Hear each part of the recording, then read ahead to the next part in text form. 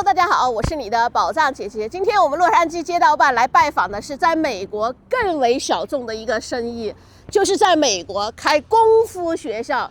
中国功夫啊，大家都知道啊，很有名。可是呢，在美国来开功夫学校，这门生意能赚钱吗？走 ，Let's go， 我们去。Hello， 静姐，嗨，你好，我给你带一下麦克风。好的。给大家介绍一下，这个就是我们静姐啊，她就是在我们洛杉矶的 Temple City 开了这么一座武术学校。听说静姐是著名的李连杰和吴英的同门师兄妹。吴京我们是一起长大的，我们那个时候男女队，因为年龄都是一样的，所以我们都是这一批的，每天生活在一起的。那怎么他一直留在国内电影发展，你到好莱坞来了？打完比赛以后，我们每个运动员都会有一个自己的发展的方向。我是因为之前本来是邵逸夫签我去了邵氏，但是咱们还是同时要比赛，那我一直比到了巴运会，就咱们中国的第8届全运会。那97年完了以后，我在想，既然在香港没有办法去做电影，那我应该是去国外去好好学习一下，主要就是想看一看世界。因为北京队，我们每一年都会出去到外面，就澳大利亚、什么美国来训练，所以我在美国其实有一部分成熟的粉丝，那种大学生，比如说 UC Berkeley、UCLA 这几个大学，所以那个时候我就到了美国来去，其实就是学习的心态为主。您是什么时候来美国的？1998年，97年打完第8届全运会，现在都第13届全运会，每4年一届，所以都20年。那你现在闯荡好莱坞是需要英文还是中文啊？当然是英文了。当然，好莱坞全部是英文。那你来美国学的英文吗？我在美国来学的英文，晚上在 UC Berkeley 教大学的那个武术课，白天我就背着书包就去 San Francisco 的 City College 去学英文。我从 Level 1开始学了4年，考了7、8次的托福，考过了托福，念了1年大学。我平常就是在大学上完学校，再去教课的路上，我把我的作业各方面都写好了。晚上教课的时候就用白天老师教的，我自己会做一些笔记，把该用的专业单词用在我晚上的训练课上。那你到 Berkeley 去教课，这个是 Berkeley 聘请你还是？对啊，我在25岁的时候就已经把一个 Berkeley 的25个人的这个一个小团队变成了全美国最大的武术 club， 我对这个很骄傲的。我一堂课有100多个学生，就一堂课。那后来怎么没有授课了，然后又到洛杉矶来了？那个时候 Berkeley 就要 hire 我做他们的 PE class， 有我自己的课，变成 professor， 那个时候教授。是呢，你也知道，我已经在北京武术队待了打了10几年的专业的比赛的训练生活。我在 Berkeley 如果再任教，我可以一眼望去我后20年和30年的生活是什么样子，这不是我想要的生活。那我就是毅然决然的拒绝了，以后只身来到了洛杉矶，开始了我的电影的事业。你是从小几岁开始学武术啊？6岁，看完李连杰的少林寺。所以是从少林寺开始入坑的。必须入坑啊，因为那时候每天都看。我父亲说你要不要学绝演练的东西，我说绝演练的是什么东西，他说就是武术。第2天我父亲就开始教我练武术。你父亲会练武术？我父亲的老师就跟我现在吴斌老师他们是同门的，但是他们那个时候我爸爸就没有继续下去，因为他上山下乡插队去了延安。那个时候我就是生在延安的小孩。再后来因为政策落实了，我就回到北京。那就是为什么我能够顺利的进入北京队，是因为我已经有差不多很长时间的专业训练了。那你当时在北京队拿到的最高荣誉武术的？那我们从一开始，我从少年比赛就是全能冠军，从长拳、刀、棍、对练，那个时候少年规定拳那都是少年全国冠军。再后来变入了成人锦标赛，我们一直都是团体锦标赛冠军。这就是为什么北京队这么咱们武术界里面很不错，从李连杰咱们杰哥第一批全队的都是全能冠军。那在美国教中国功夫，对于美国人来说，美国人会喜欢我们中国功夫吗？我个人觉得在美国的当地的美国人和咱们在美国的华人对武术其实有非常大的热爱。从美国人来讲，他对中国功夫有一种神秘的感觉，他觉得是中国人的这张脸都应该是会功夫，好像是个人走到街上都布鲁斯利，你知道吗？布鲁斯利，你不会点腿脚好像都对不起你这张脸一样，是吧？尤其在咱们好莱坞这个电影界。但是从华人的来讲，如果是他是第2代、第3代，他更希望他的孩子或者他能想了解一下咱们中国的文化。我觉得尤其在成人以后，他更想知道自己的根在哪里。那咱们现在你看，我刚才有很多的小孩子，那小孩子更希望能够有让他们学会爸爸妈妈小时候没有学会的中国的文化。武术就是一个很有代表性的中国文化的一个体育项目。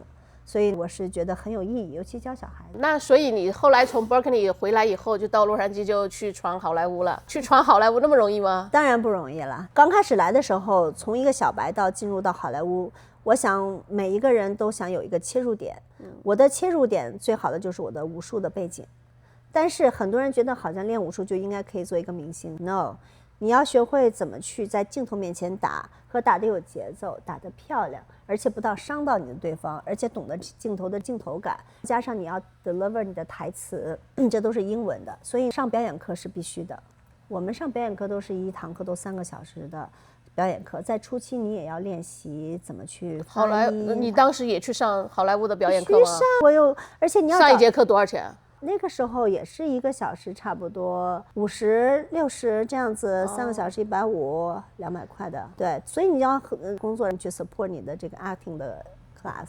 对，没有那么简单的，不是说人家想好我会武术我就可以当功夫演员，怎么可能？我现在训练的很多这些亚裔的演员，就是教这些在一个有限的时间内学会怎么打。我更教这些已经会武术的人怎么去他的武术范儿。练武术是很，你看我刚才练小孩子，啪，精气神都要到位。但真正表演的时候，你不能说你好吗 ，right？ 你不能太有范儿，你得要把整个东西融入到你的身体和你的台词和你的整个的演员的角色当中去。这是一个完全不同的表演系统。那你当时在好莱坞里边是怎么就通过去学表演课就进入到好莱坞里边去 ？No， 不是这么简单的。这么多人都在表演课上，怎么可能每个人都去拿到好的工作？一定是有很多的契机。比如说我的武术的名声在业界，我的队伍北京武术队的名声，那就让谁知道？就让甄子丹他们也知道。甄子丹以前一直在北京队练过嘛，所以他知道李菁，正好通过朋友介绍，我就去了香港拍了《千机变》。但是在美国，我是通过Andy Chen， 就是另外一个大哥，他就是在成家班以后拍了《Rush Hour 3》，他就留下来了。这个电影，他拍完这个电影《Rush Hour》的时候，他就留下来了以后，这就变成了美国的武术指导和美国的导演。这样子给了我一个第一份工作。有了一份工作以后，慢慢的让大家知道了你 这样的话，我尤其第一天在那个拍摄的时候，一个双腿跳，没有维亚，没有弹床，把2个1.8米的人要推倒了以后抱这个 baby landing， 同时打5个人，一条过，咔，就那一场。我觉得奠定了我可撼动的地位，还是不错，能做一些，咱们当然要谦虚一下，还是不错，至少是我没有给我们的丢脸，对，名声丢脸。慢慢1步、2步、3步、4步，大家可以看到一些片子都是有武术元素和动作元素的。在好莱坞这当演员一天多少钱？是按一场戏，还是按天，还是？你是替谁来去 interview？ 替谁来了解？好莱坞是这样子，它是一个很正统的一个商业体系。那如果是你是不是演员工会的人，你是没有办法拍演员工会的电影。只有演员工会的电影，你才能够把你带入到这个体系来当中去。那如果已经你是工会的人，那你每一天的薪资是固定的，除非再有 bonus。像我入行的时候，一天1000多块钱，它还有整个的片子卖了以后，你可以拿到的 residual 的 royalty。现在可能就比较电影市场可能没有以前那么蓬勃发展，我是赶到了一个比较黄金、比较好的时期。那你现在每一年现在还有片子拍吗？自从《讯息全宇宙》之后，我不太接太多的片子。第一，我有2个孩子，也是比较忙。第二，我觉得还要花一些时间把自己的生活更丰富一些，所以教学是我的一个 passion， 传授是我一个我觉得不能推卸的一种社会责任。所以你看，我从2011年开设了我的武术之星学院。就你开设的时候也选址就选在 Temple City。Yes， 我其实这里就是你的第一个学校第三个了。我第一个是在 Chinatown，02年。就刚从 Berkeley 搬完以后，在 Chinatown 开了一个，因为同事要去拍戏，我就要跑来跑去，就没有办法坚持下来，就关掉了。再后来11年的时候，我在 Temple City 就开了第一家。也为什么要开学校？其实我那时候非常的忙，我就去了中国拍了一项《杨梅女将》，是邓佩佩老师和张柏芝我们那一部，我是演杨二娘。拍完以后我说不行，我就觉得好像生活总是在这么样奔波，你也是在海外的，咱们都是海外的。你会觉得好像你永远都可以有理由去走去，哪里是你的家，哪里是你的根，这是我一直在寻找的一个答案。后来我才觉得，如果我真的那么喜欢教，我应该把自己的大本营设在我认为舒服的地方。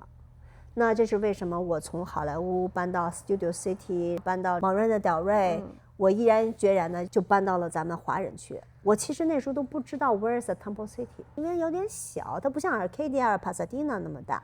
只是因为我一个好朋友 Jane Wu， 他是现在的是导演，是咱们蓝眼武士的导演，我就到他家来吃饭，就在 San Gabriel Valley 这边。那个时候旁边的树才刚刚种下，还很新。我觉得这个城市很安静，很 cute， 很可爱。我一看这个有个 building 是在 for lease， 我就赶紧给那个 lease 打了电话，我就2点钟看的，4点钟签的，我都没有一个学生。就是这么一个内心的这么一个冲动，我觉得也是应该做的事情。之前那个我一干就干了10年，干到了2020，就是 pandemic， 你知道吗？咱们的疫情期间，那个正好我的10年利息了。到期了以后，咱们很多的家长都害怕孩子出来。我想，如果这样，不如给自己一个休息的时间，也要好好想一想，我今后想要大的方向还做什么。在这个期间，我又结婚，又有2个小孩，我还不断的拍戏，还接了很多戏，做武术指导，做演员，所以这个精力还是有限的。所以我在想，我还想要做什么？我还是想要有这么一个工作室基地。至少你刚刚看到了这个孩子给你的热情和，我就觉得很开心，你知道吗？这个场地贵吗？我不太想讲价钱 ，income 可以 cover 我整个的 rent 是没有问题的。但是你要记住，赚钱为目的的教学就不是我这样的教了，而是要大批的去进学生。你要想以静姐这种方式做生意，你做不了生意。OK？ 为什么？因为你没有足够的生源，我没有每天有课。你看我现在大家走了以后，礼拜六我就这么2堂课。这学生收多少钱？我们就是1堂课来算，1堂课1个小时，差不多40块钱。哇，那很便宜。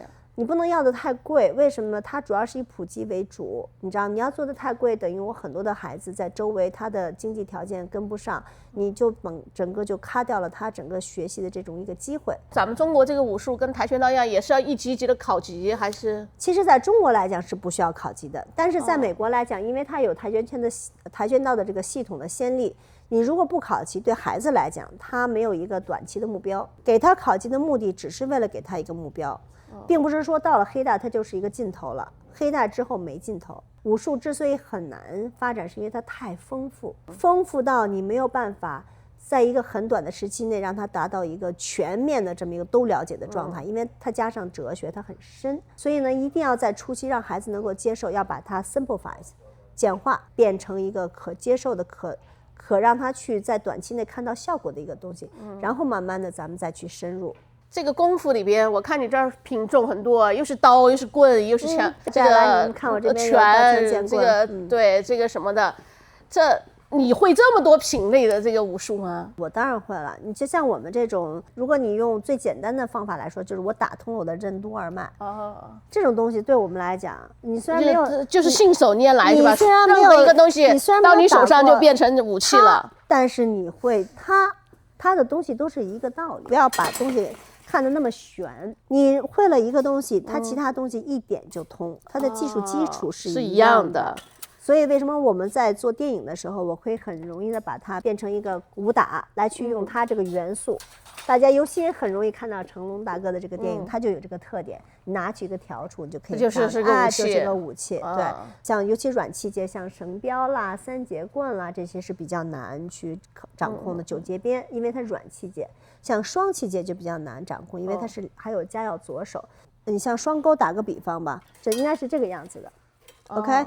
但是呢，你放在电影里面就变成这个样子。你看，这是我《杨门女将》里面的双钩，它一定要做得漂亮，明白吗？但是你看它的钩的样子，它如果这样的话，它可能会勾不住。如果是比赛的情况，它可能卡在一起。但是你为了看起来好，所以在电影里面的设计它这个动作和设计它的器械又是不太一样。那你现在一共招了多少个学生了？我教过的学生。